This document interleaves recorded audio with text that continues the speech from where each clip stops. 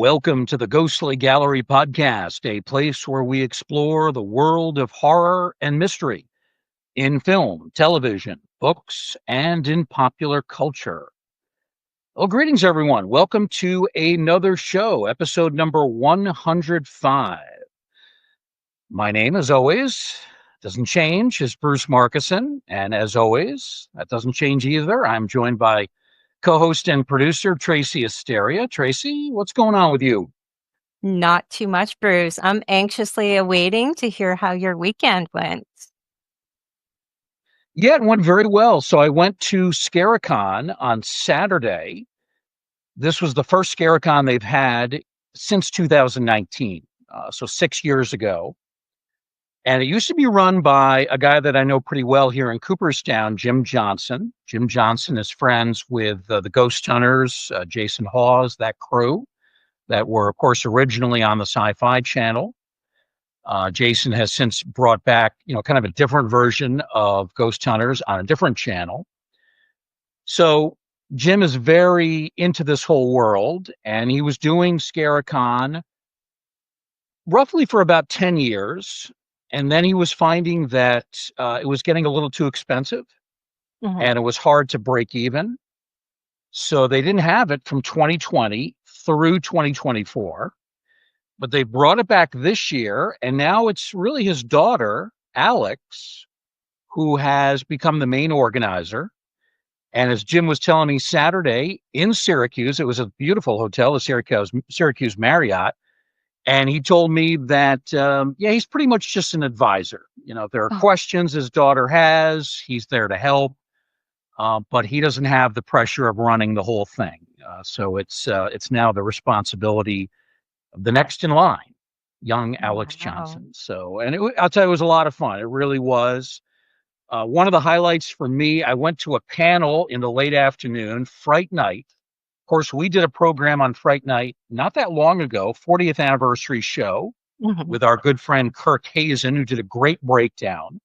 So they had a panel Saturday afternoon at Scaricon with three of the actors from the film, Amanda Bierce, William Ragsdale, and Stephen Jeffries. And it was one of the best panels that I've ever been to at a horror convention. A lot of times these convention panels, they're a little disorganized.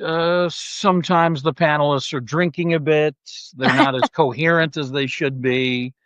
Sometimes the moderator is not very good. And I don't remember the name of the moderator, and I'm sorry for that, but he did a very good job. And all three of the panelists, Amanda, William, Stephen, were great. They had terrific memories, great recall of the film. You could tell they were very proud of how much of a classic this has become. And they've all very much remained friends ever since. So it was really nice hearing from them. So during the panel, William Ragsdale confirmed what we had said when we had Kirk Hazen on the show, that Vincent Price did turn down the role of Peter Vincent. And of course, as it turned out, Roddy McDowall stepped in. And boy, the three actors that were on the panel Saturday, they could not have said more praiseworthy things about Roddy McDowall. Amanda Bierce called him an icon, said he treated us all equally, even though we were basically young kids. Amanda was 26 at the time. William Ragsdale was 21. Stephen Jeffries was around that same age, too. None of them had a lot of experience in film, and McDowall treated them great. William Ragsdale said Roddy was a historian. He was a trusted ally, and they just loved working with him. So they had a great time. Stephen Jeffries was probably the quietest of the three, but did offer some good insights. He said, the scene where he's transformed into a vampire, that's all done with practical effects. And that transformation, which they had to do several times, was absolutely brutal to go through. But it did work out very well. All three of them love the fact that the director, Tom Holland, relied on practical effects. They spent a lot of money. We talked about this during that show on Fright Night, where there was a huge amount of money. I think they spent more money on the effects than any vampire film that had ever been done. Since then, of course, that's been passed many times, if only for inflation, but the special effects are great. They hold up 4 decades later. Another interesting thing Steve Jeffries said, he had a chance to do Fright Night 2, Really? but he was offered the lead in another movie called 976 Evil, and he decided to do that instead. Play a different character, still a horror movie. Not as good a film as the Fright Night series, but it did give him an opportunity to play a starring role. It was also interesting, he pointed out, when he read for the part in the original Fright Night, he thought he was reading for the lead, Charlie. He didn't realize he was the secondary character of Evil. Don't call me evil, Charlie. I hate that, you know. He didn't know that. He thought he was reading for the part of Charlie. It ended up he was secondary role, but he was great in it. I mean, he had that voice, that cackling. Mm-hmm. You know, when he calls out Brewster several times, he was perfect. They cast all these guys really well.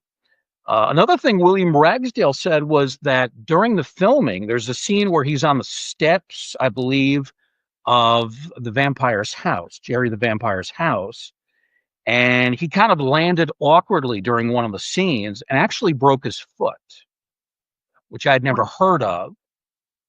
It wasn't too bad a break. Initially, they thought it was a sprained ankle, but it was actually a break. But he was able to keep going and gamely, went through it.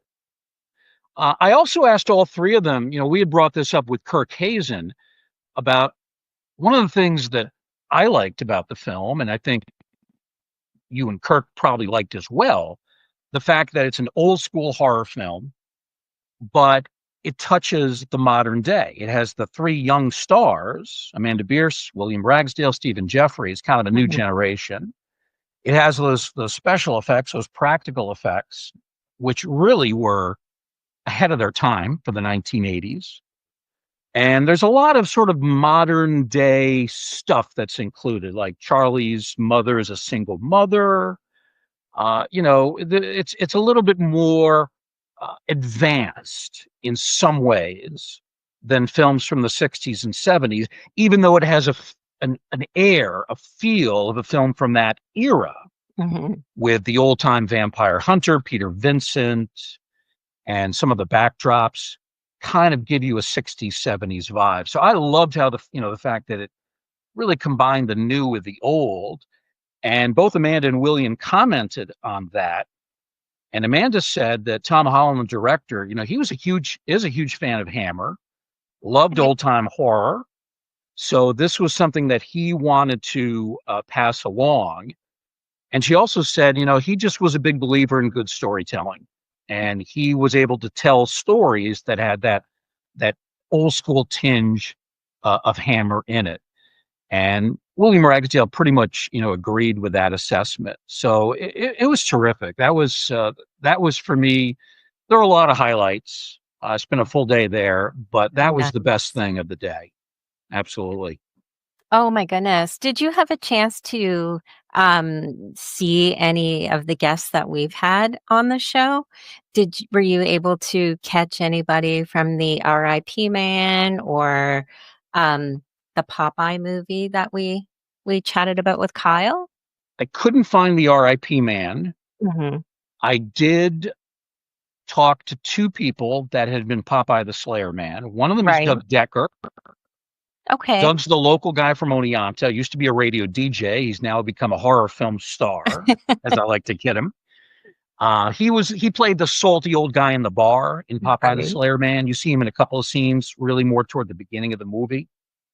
And then I also met Sarah Nicklin, one of the actresses from the film. And she's very nice, and talked to her about possibly coming on the show. I mentioned that to Doug Decker. So I'm going to try to contact both of them, see if we can have them on separate occasions to talk about their careers. But they were both great. I mean, I knew Doug previously. Right. And he actually had like 8x10 glossies of himself. So he's real big time now. Nice. And Sarah Nicklin's been in a lot of movies. She is, I think one of her nicknames is like Darling of Independent Horror. I think she said she's done over 100 films, which is just, she's 39. but she's done a ton of stuff and very friendly as well.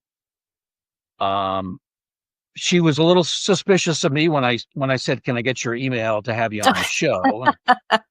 And she said, "Well, I'm going to give you my PR person." I'm kidding. She was not suspicious. She was very good about it. So we're hoping to have both Sarah and Doug on. So it was great connecting with them. Nice. I did talk to Daniel Roebuck. He was there with his wife. They had been at Monster Bash back in June in Pennsylvania. So I talked to them a bit, which was great. And he actually remembered my name from the first time, which is amazing because he met a lot of people at Monster Bash. But he's a great guy. And he was telling me about his schedule. It's just incredible. Every week's either a horror convention or he's filming. He's doing something. It's just an incredible breakneck schedule that he's on. But that was cool. And then one other guy I didn't really get to meet, but I got to see his panel. That was Costas Mandylor. Mm-hmm. Costas Mandylor was one of the stars of Picket Fences, not a horror film or a horror series, but a great show that was on CBS in the early to mid 90s. And I complimented him for being part of that iconic show. Of course, he is in horror circles best known for being in several of the Saw movies. I think it's Saw 3, 4, and 5, where he played a policeman, Mark Hoffman. And I did get to ask him a question about why Australian and British actors are so good at doing American accents. And he said in his case, it's interesting. He used to be a professional soccer player. And he would travel and he would play soccer teams from all different kinds of countries. So he was exposed to different dialects. But he said with the American accent, it was something he really had to work on. And he pointed out that he is one of the first Australian actors to do an American accent in American films. This was back in the 1980s. So he was sort of a pioneer. I think Mel Gibson was another one of the early guys to do that from Australia. But Costas Mandylor did that as well. He still looks great, even though he's, in his early 60s.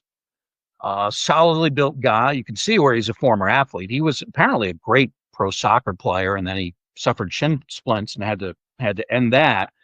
But he's done well. He's been in movies now since the 1980s and TV series. So he was very cool also. It was really a great time. Really was. Oh, wow. Oh, that sounds like a phenomenal time. Like absolutely wonderful. I've been kind of following along on some of the Instagram accounts and a couple of different Facebook posts I've seen. And it looked super, just absolutely amazing. It was great. The hotel was beautiful. The Syracuse Marriott, very ornate, old style hotel. The way that they set up the floor plan, it was busy, but it was organized. You could move in a kind of an orderly procession. There were lots of different kinds of booths. There were book authors. There were directors. There were independent filmmakers. There were A-list horror stars. So you had people that, they had become familiar at these events. Daniel Roebuck, does a lot of this stuff now. Right. And so he's readily available. I had never heard of the Fright Night people doing a lot. I've certainly never seen them before. But what great people. I complimented them after the panel, and I said, this was one of the best panels I've ever seen a horror convention. It was really good. Thank you for doing this. And they were just so gracious. They were like, no, thank you for coming out, for being a fan of this. They were just so friendly. And I didn't know what to expect because I've never seen them in person. I've never met them. They couldn't have been nicer. I mean, they were just three great people, really. Oh, wonderful. So the plan is to now continue with this convention again on an annual basis. Is that their intention now? I think that's what they want to do. I think they're going to probably come back to the Syracuse Marriott, which is about a 2-hour drive from where I am in Cooperstown. It's not that far away. But they haven't negotiated that yet. So they still have to work that out. But I think that Alex Johnson, Jim's daughter, has every intention of doing this And Nice. you could tell she was in charge and she was organized and she really knew what was going on. It was very impressive. I really had a good time, and the sense I got from the other people is that they really enjoyed it. And I was just there for the one day, but they had a whole bunch of stuff Friday evening, and then they had a full Sunday as well. So this was a full 3-day event, and a lot of things happened in terms of not only signings, but panels, discussions, screenings of films. You know, they showed Fright Night again right before the panel. So people who hadn't seen it in a while could get a refresher on it. It was great. It really Oh was. my gosh. Oh, wow. I'm so excited So for good you. time No, had, and thank I you. certainly hope that they bring this back again. Yeah, Oh, nice. yeah, absolutely. So that was Scarecon 2025 in Syracuse. That's interesting because the first ever event that Jim Johnson did was actually called not Scaricon, but Syracuse, because it was in Syracuse. Oh, And then I think shortly thereafter, they moved it to Turning Stone Casino in Verona, New York, which is a little bit away from where Syracuse is. So they're kind of back to their roots, but still calling it Scaricon. So highly recommended that event, and we hope to see it again in 2026. All right, Tracy, on this week's episode, we are going to look at two films, two Dracula-related movies. In the first film, curiously enough, Dracula is not included in the story, but his brides are.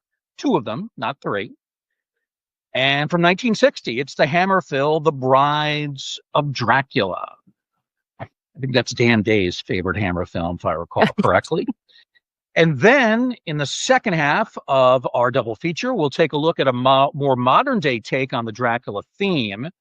This is a film that came out 25 years ago, Dracula 2000. So those are the two movies that we'll put the spotlight on. We'll do them in chronological order. So we will begin with The Brides of Dracula. September 5th, 1960, some 65 years ago, this Hammer sequel to Horror of Dracula made its American film premiere. And The Bride of Dracula did become a rather unusual sequel in that Dracula never makes an appearance in the movie, not even for a second. Not only does Dracula not appear at all, but his name is only mentioned twice.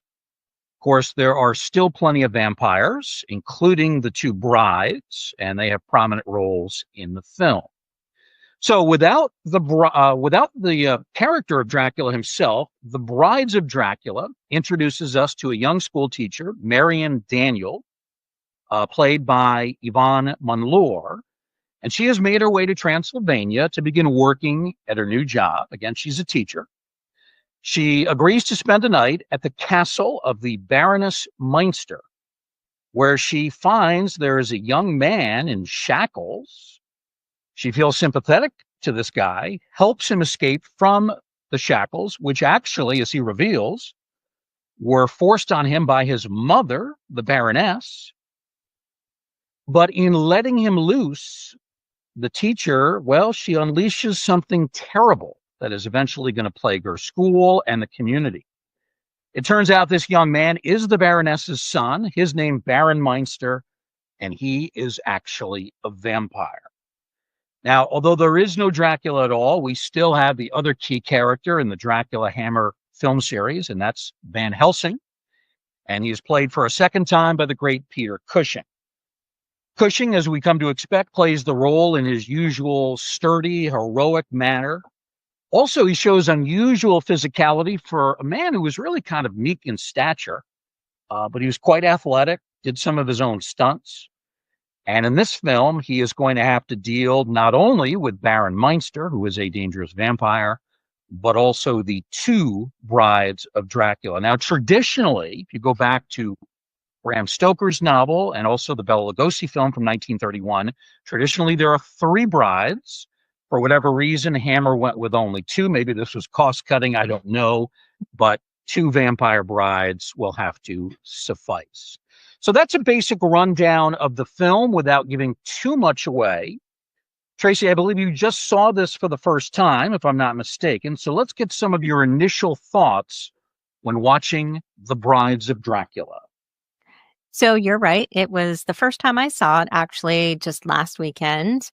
And the movie, right from the start, it actually pulled me right in. I loved the gothic atmosphere, the creepy castles, the fogginess. It was just beautiful, but it was like dreadful at the same time. And I really wasn't sure because we had talked about this before, and you had let me know there's like actually no Dracula here in this movie. So I didn't really know what a vampire movie would be like without, Dracula. Um, but it worked for me. I thought it was pretty cool. The story, it was like a really weird, eerie story. It had a sinister tone, and that Baron guy, he was pretty creepy, charming but creepy. Yeah. It was a good rhythm to the story, and I appreciated that. It was, just a really nice build of dread, and then you have some really cool action moments and some really spooky moments, and some moments you're just going, "I'm not sure what's going on here," but, kept me on my toes, and I was really waiting to see what was gonna happen next, which is pretty cool because it's not what I expected at all from this movie. So those are kind of my initial thoughts. Definitely impressed with it, with the first piece that I saw. Well, I think when a horror movie is not predictable, that's generally a good thing. Mhm. And it seems like you had an enjoyable time with this. Let's talk a little bit more about the actor who really took over for Christopher Lee here. That's David Peel. He plays the vampire son of the Baroness. And even though he's not playing Dracula, it is a Dracula type character. Looks very different. He's got blonde hair, doesn't have the dark features of Mhm. Christopher Lee. As for why Lee didn't do the film, well, this would have been the second one. In the late 50s, he, of course, appeared in the original horror of Dracula. Didn't have a lot of lines in the film, but he has a great physical presence. Mhm. And that film, in a lot of ways, put him on the map as an actor, especially as a horror actor. But he chose not to reprise the role. Hammer offered him the part. He said no. And basically, the reasoning, he feared being typecast as a villainous, ferocious vampire. He didn't want that. Of course, later on, he would do more of these films. He would do the third film, Prince of Darkness, 5 years later, 1965. But at this point, for the 1960 immediate sequel, he said, I'll take a pass. I don't want to get typecast. So he stepped out for the moment. Well, Peele steps in and really proves himself a formidable actor. I think he's equal to Cushing's performance, which is not easy to do. He plays this very deceptive character of the Baron, who at first is very sympathetic and almost pathetic in his quality as he's shackled, but turns out that he is a pretty fierce vampire in his own right. It's an unusual take, I think, on the Hammer vampires, but it's done effectively. Also, this is an interesting footnote. It's always kind of fascinated me. Peele was 5 feet at 10 inches tall. And apparently he was very conscious of the fact that it wasn't that short, but he was under 6 feet. Mhm. And for this role, he insisted on wearing 2-inch lifts in his shoes so that he would be the same height as Peter Cushing, who was 6 feet tall. So this whole idea of shorter actors being conscious of how they look on screen and not being overshadowed physically by other actors. We always hear the joking about, Tom Cruise, how short he Right. is, and how they sometimes do some creative things with the camera angles. And I think in some films, shorter actors, when they're not running around, they're still, they stand on a box, some sort of an elevated platform Mhm. to create the perception that they are taller. But Peele apparently was really conscious of this.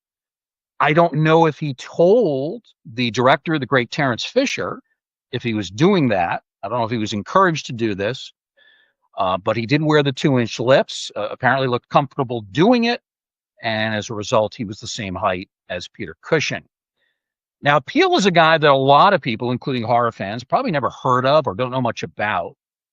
In fact, after appearing in another film called The Hands of Orlok later in 1960, Peele decided to retire from the film industry, didn't make any more movies.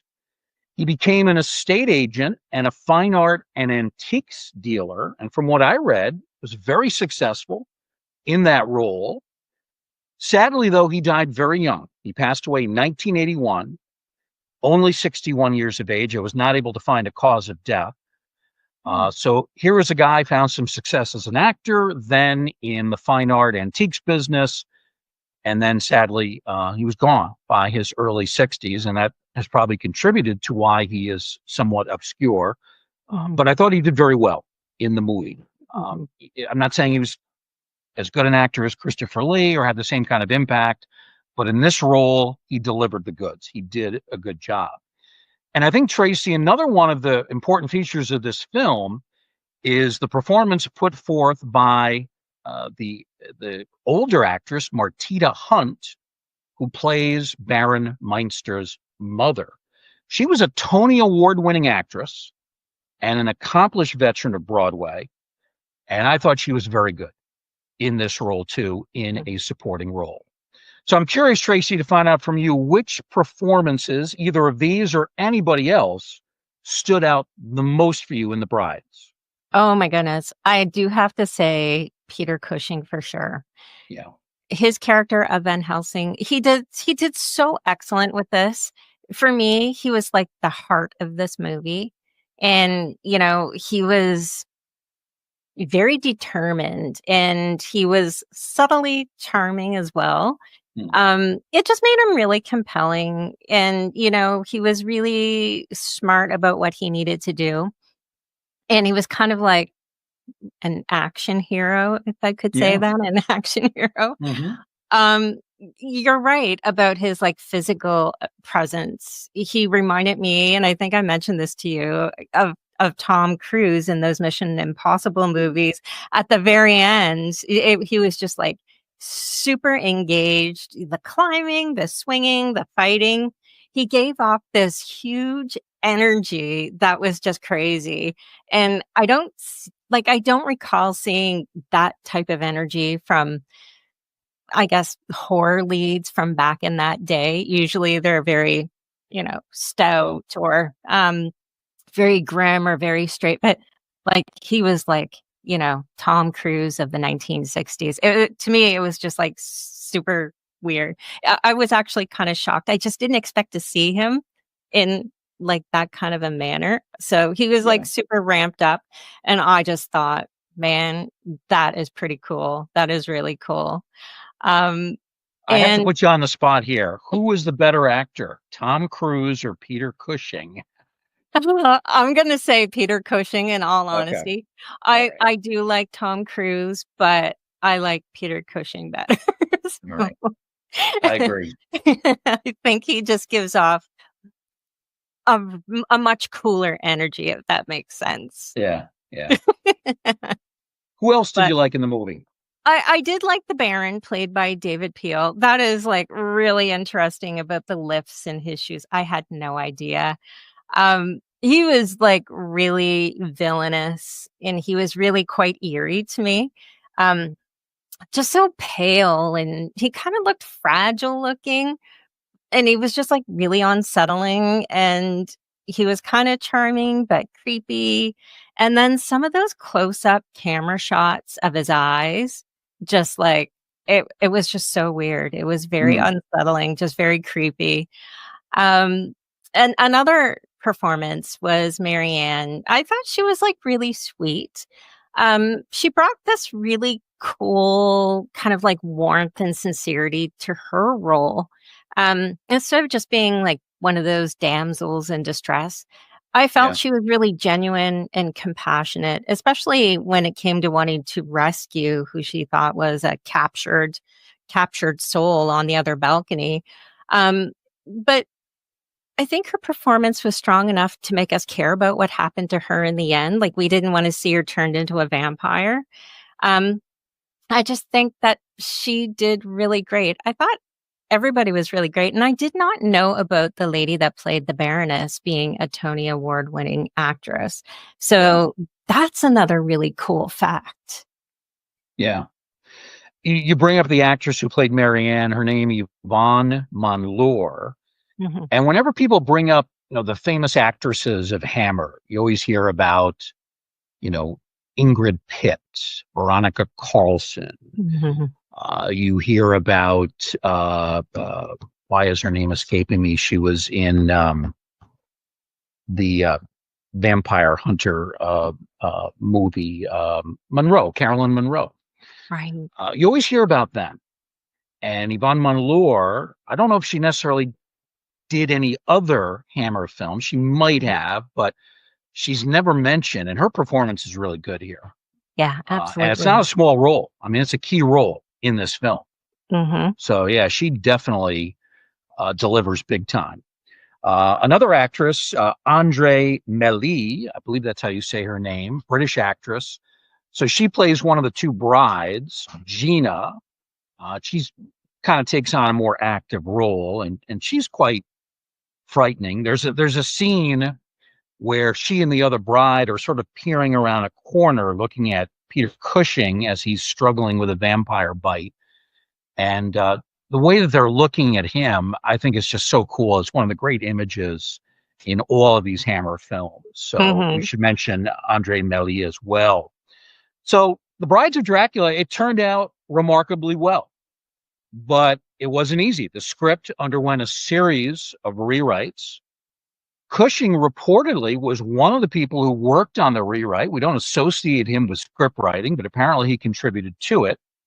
Also, director Terence Fisher and Hammer mainstay Jimmy Sangster also worked on the script, which I think is excellent. The film does provide us with some of the most lasting scenes in Hammer's long line of horror. And one I just briefly mentioned a moment ago, it involves Van Helsing. Toward the end of the movie, he's just gotten a devastating bite wound to his neck. It seems inevitable he's going to become a vampire, but he thinks very quickly.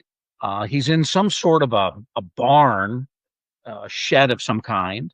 So he picks up an iron and puts it in a fire, and he takes this red hot iron, applies it to his neck. I mean, man, that must have hurt. Well, I'm sure they didn't actually do that, but it looked like they did. I mean, it's Mhm. done in a realistic way, and Cushing does it quickly, and his reaction to the imaginary pain is very convincing. And that's another great image in The Brides of Dracula. Another interesting note, the original ending to the film was supposed to involve a swarm of vampire bats consuming Baron Meinster, but that would have required, some major special effects. Hammer usually did these films relatively small budgets, and that ending was just too costly for them to film. So they came up with a different finale, which I think is great. It's the beautifully done windmill scene where the windmill casts a shadow in the shape of the cross. And that was really creatively done, and it was relatively inexpensive. And that turned out to be a great finale to this film. So that was a great decision. Not sure if it was Fisher who came up with that or one of the writers, whoever did, a spectacular move. So there's some real memorable imagery in this film. Tracy, was there any scene in particular that you really liked the best? Oh my gosh, Bruce. There were a couple of like really cool scenes. I really liked the one that you just talked about where he was bitten and then tried to cure himself. I truly did not see that coming. And just the expressions on his face. And then you see the 2 brides kind of like you mentioned, like peering around the corner watching him do this, and they kept kind Yeah. of looking at him and smiling and cackling a little bit, and I was like, Yeah. "Man, that's super creepy." But Could you see, imagine applying a hot iron to your neck? I would probably drop and just, like, pass away because Yeah. I was thinking to myself, the skin on your neck is so thin, Yeah. like, you would just, like, I would say explode right out of your neck, like, if you had a hot iron Mhm. applied to it. I couldn't imagine, but I was thinking, "But, man, that's kinda creative." Like, just think about, you got bit by a vampire, what are you gonna do to save yourself? "Oh, I'm gonna scorch my neck." Yeah. So like, good, good. And it turned out all for the best, which was great because I wasn't sure what to expect after that happened. Yeah. But I don't know. And, so like really early on, when the Baroness comes marching up to that tavern, I thought that was another great scene. Mm. Um, it was really creepy. She's very off-putting in that role. She's kind of scary. The whole atmosphere was really spooky. I wasn't sure if she was like a vampire. I kind of assumed that, it was nighttime, it was foggy. She rolls up in this coach and buggy, and nobody wants to let her into the establishment. The husband and the wife are like, no, no, don't answer that door. Yeah. And they're like, okay, yeah, you better answer that door. So I was expecting her to come in and, open up her jacket, and then she would like start biting people. But she wasn't a vampire, at least not at that time. I thought that was kind of a cool little segue into what was going to be expected for this film. And of course, the ending was like super solid. I loved it. Yeah. Um, again, Cushing was like it channeling Tom Cruise, or Tom Cruise channels Peter Cushing, one or the other. Um, I thought it was like the most interesting way to kill a vampire, with like out putting your hands on him. Like, I thought it Yeah. was great. Yeah. Just excellent, very creative. Yeah, it really was. Terrence Fisher, the director, and working with Peter Cushing, those two were an incredible tandem. We always think of Cushing and Lee, but Cushing and Fisher, pretty formidable too. Mhm. When Hammer first announced this film, I think a lot of people gave up on it because they knew that Christopher Lee was not going to be in it. He had turned down the offer. Even without Lee, The Brides of Dracula is excellent. It is well acted with good makeup effects, compelling action sequences, moves fast. Not only is this an underrated film, but I think it's one of Hammer's best, like top 3 or 4. I go 3.5 stars for The Brides of Dracula. Tracy, your final thoughts on the movie and how do you rate this one? Oh, I thought it was quite captivating. It had the gothic vibe to it. I thought it was like a really good classic horror movie. Peter Cushing, as always, brought charisma. He was very intense, and I was just really impressed with his acting during this film. I think just the setting, the atmosphere, there were so many thrilling moments to just see. Um, and I think that every horror film buff that wants to see a classic should be looking at this movie. There's just suspense, old school charm. It actually feels good, and I did enjoy it. But I did give it 3. I probably should bump that up, but I did give it 3, and it's something I would definitely watch again. All right, well said. Well, we both like this one a lot. Tracy goes 3 stars. I go 3.5 stars for The Brides of Dracula. Terrific film from Hammer. And if you're a fan of horror and wanting to maybe get more of a feel of old time horror, vintage horror, and you haven't seen a lot of those movies, this is one of the films from that era, early 1960s, that really is going to give you a good impression. Mhm. All right, that is the first of our 2 films. We're going to take a short break, and when we return on the Ghostly Gallery, we will talk about a more modern interpretation of vampire from the year 2000. It is Wes Craven's Dracula 2000. Stay with us on the Ghostly Gallery. We'll be right back.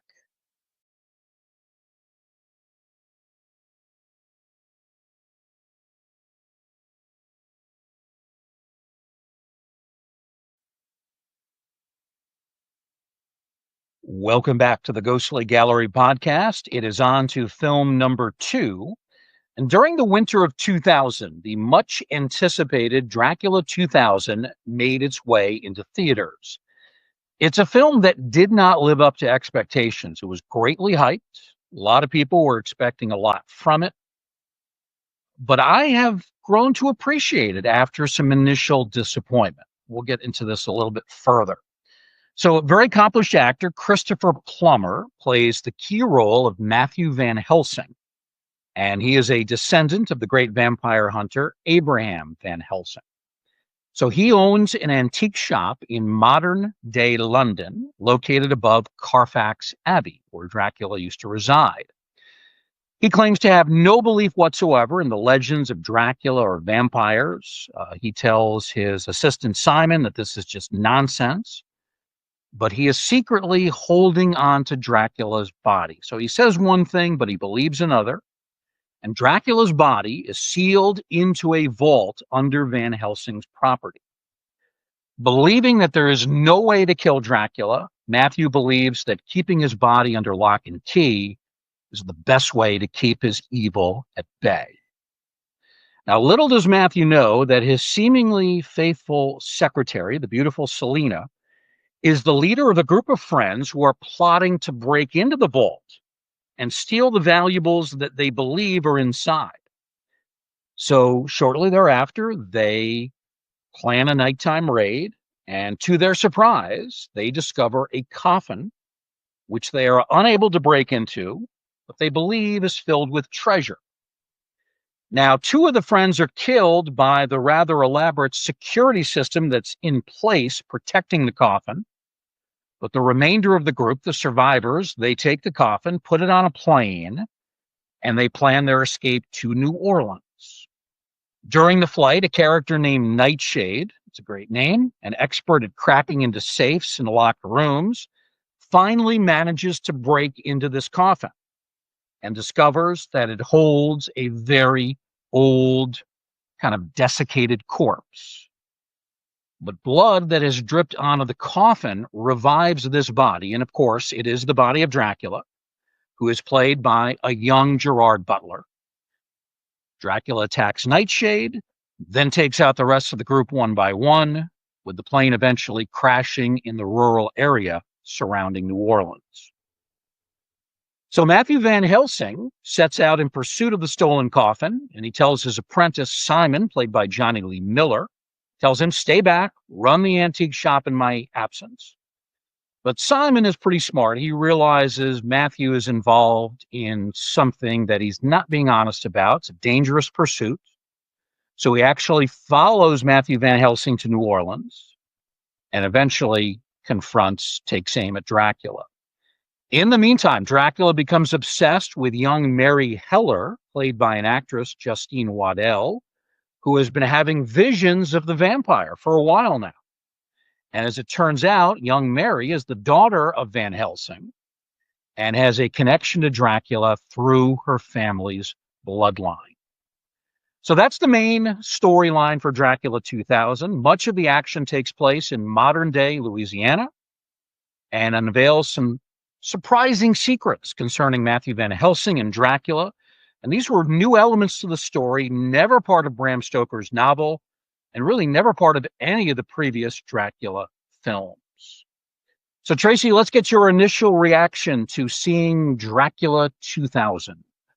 So I honestly thought I saw this movie before, but I watched it again just yesterday. And, honestly, I guess I've never seen it.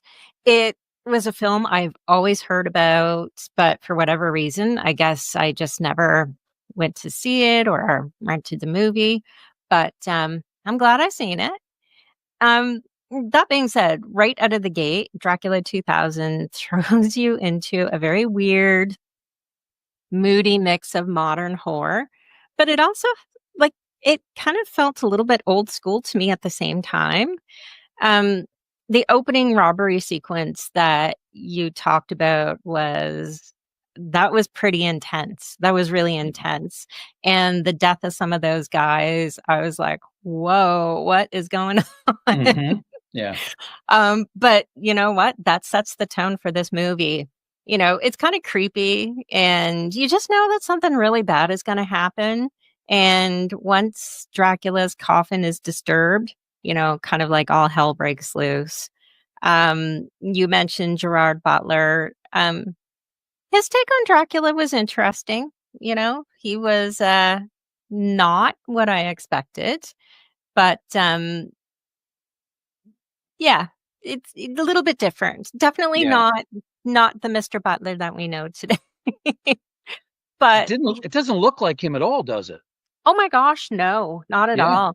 You know, once you get further into the movie and you get, like, a really good look at him, he kinda reminded me of, this sounds terrible, but those old school Harlequin romance books that maybe your mom might have read. It kind of, like, looks like Fabio on the cover of, some of those books. Yeah. And I was like, I had to, like, stop it and look at it, put my glasses on, take my glasses off, and be like, "Is that Yeah. really Gerard Butler?" Yeah. Yeah, just wow. Definitely different. But I'll tell you though, like, his performance, it was kind of unsettling. It just added to the disturbing vibe of the story that was going on. But, overall, Bruce, like, this was to me, my initial thoughts were, it was kind of, like, really strange. Definitely a really early 2000s style horror movie with that 1980s kind of throwback. You got those Mhm. big throwaway leather coats and the flashy downtown scenes, um, the over the top kind of, like, characters. Some of them are quite over the top. It just screams like Y2K horror, but, at the same time, it still tries to give a really good nod to the original Dracula mythology, if you know what I mean. Sure. Um, I it it was definitely intriguing, a little chaotic, but intriguing, and, I thought it was quite unique. So that's kind of like my initial thoughts. I was definitely interested in seeing how this movie was gonna end. Yeah.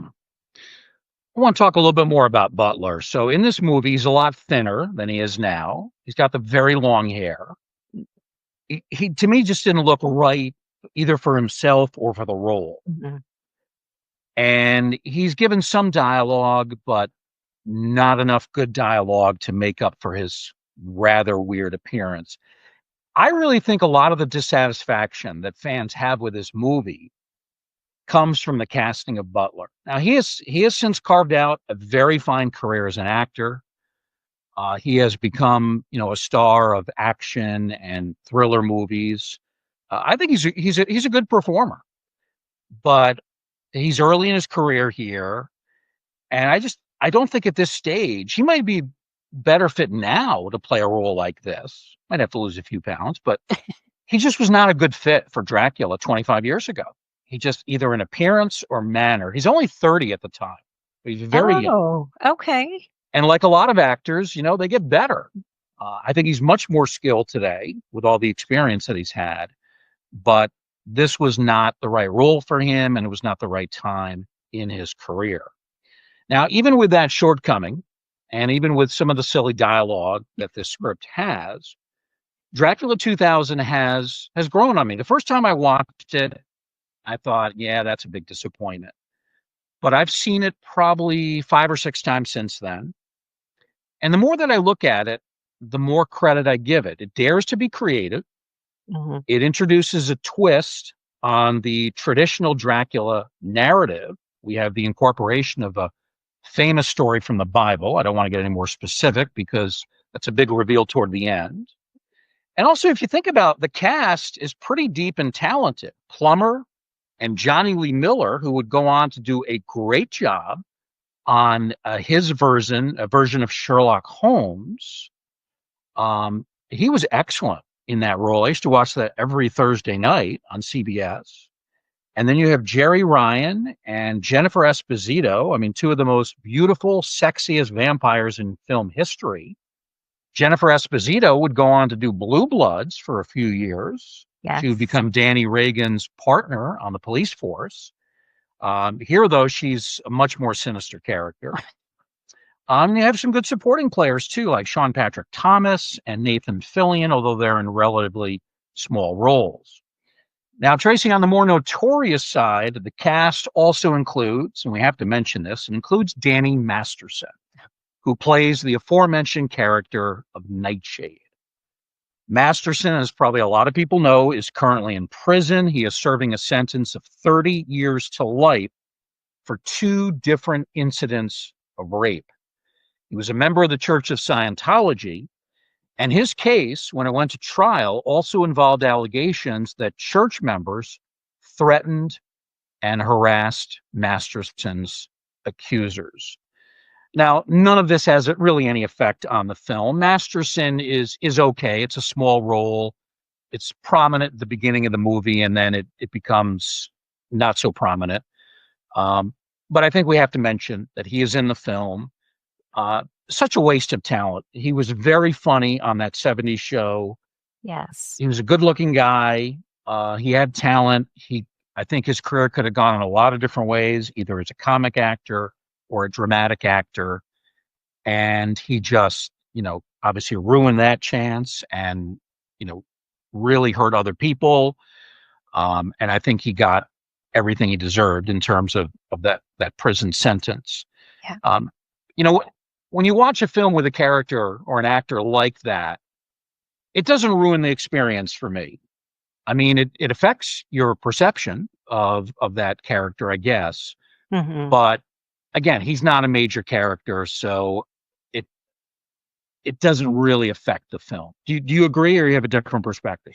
No, I agree. I went into this knowing that he was in this movie, and like I'm familiar with like his current situation, and it was just kind of like I really enjoyed his performance in that 70s show. That was one of my favorite shows Yeah. when it was on TV. Just loved it.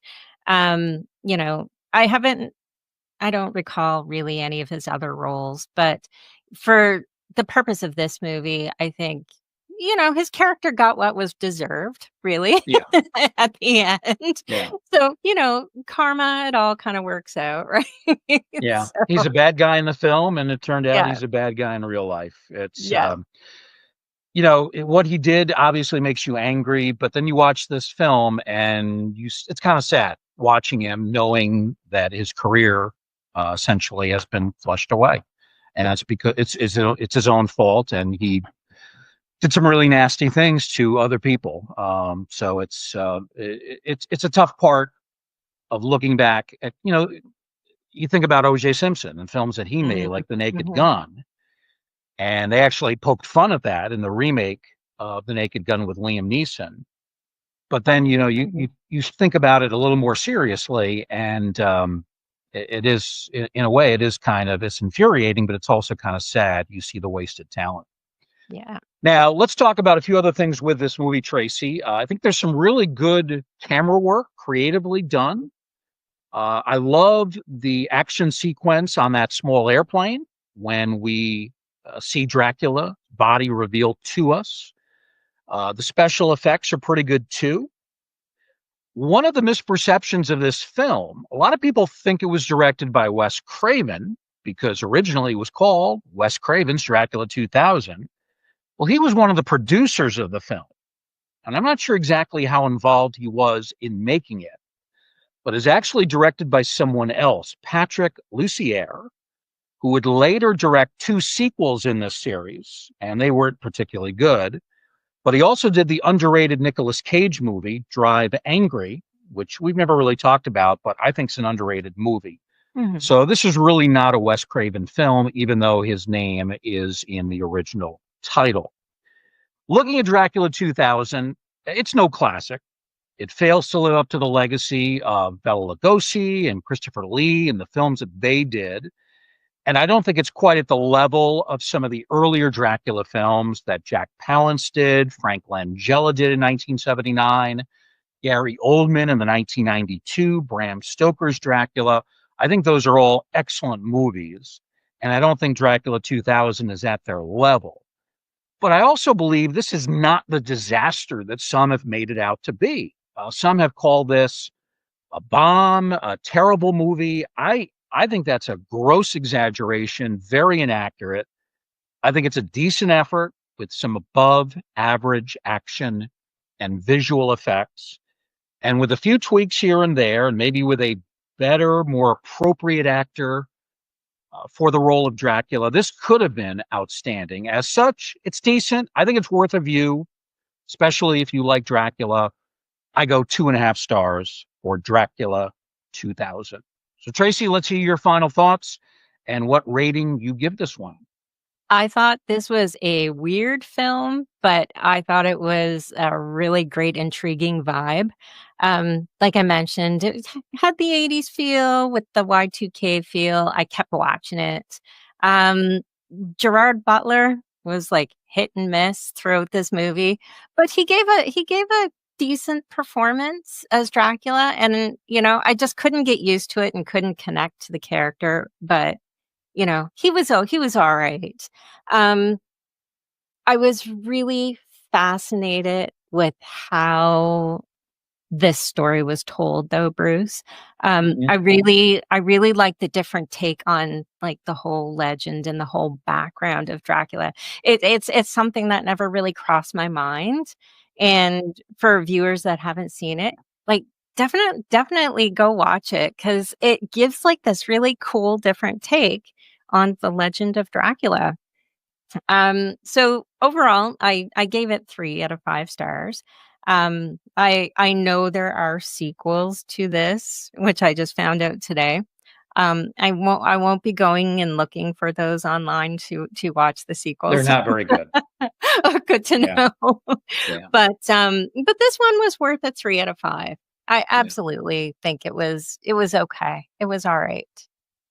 One other thing I failed to mention, for a film that ostensibly is set in New Orleans, Mhm, it didn't have the atmosphere. New Orleans is a city dripping with atmosphere. It is the perfect backdrop for a horror movie, and mhm. I didn't get any sense of that in this film. What'd you think of that? No. I mean, they had, like, some, I don't know, kind of like I think they tried to do it with, like, some of the downtown kind of like Mardi Gras type, Mhm. I guess, scenery, and it was okay, but it didn't give me the whole sense of New Orleans because, like, I would feel that it would be a little bit creepier. The atmosphere would be more gothic than Yeah, what they portrayed it to be, just because I've heard people talk about being down in New Orleans and just like that whole vibe, that whole feeling. Um, they did try it in this movie, but it didn't feel right at the same time. Like, yeah. I think they probably really could have enhanced that a lot more. I really Was there do. a single scene in a cemetery? Yeah, there was. Yeah. Oh, there So was. there When was was. that? So that was almost towards the end when he was chasing Mary, because like Mary had come Okay. home and she discovered that her friend Vitamin C, or actually her friend Lucy, the actress was Vitamin C, um, I'm was glad turned you in. cleared that up. Well, she's a very professional pop star of the era, so Yeah, Vitamin C, and, yeah, then they just took off running through this graveyard, which was really coo so and because you mentioned the graveyard, the one really cool scene that happened is when Simon went to make a shoot towards Dracula to bring him down so Mary could be rescued. He burst into, like, a bunch of vampire bats, yeah, and I was like, well, that's pretty cool because I wasn't expecting that. Like, there were just, like, weird little things that were put into this movie that I guess I should have expected, but I was really surprised to see.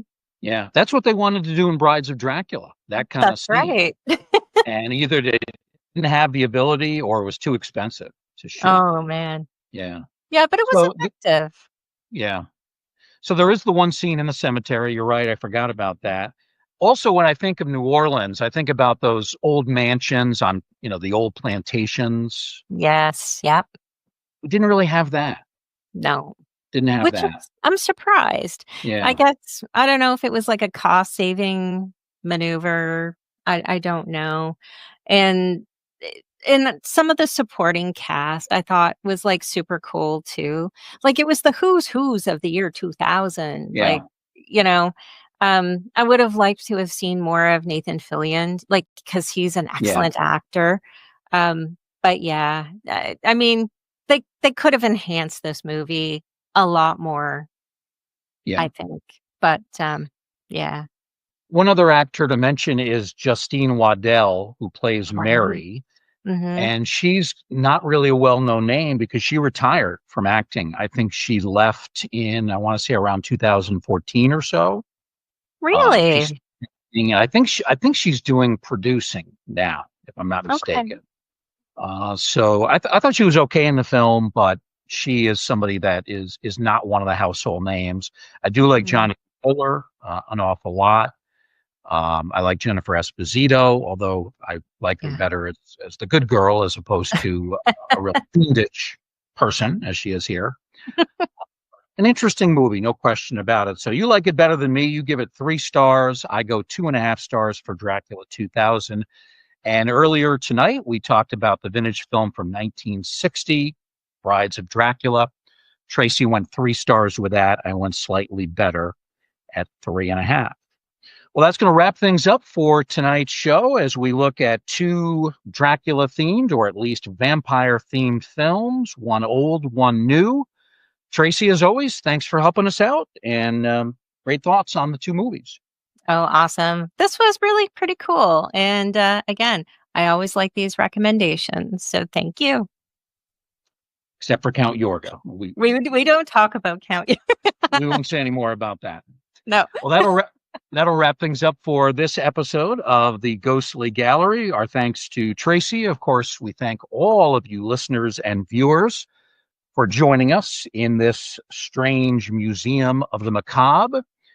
And we do hope we'll see you again next time, right here in the Ghostly Gallery.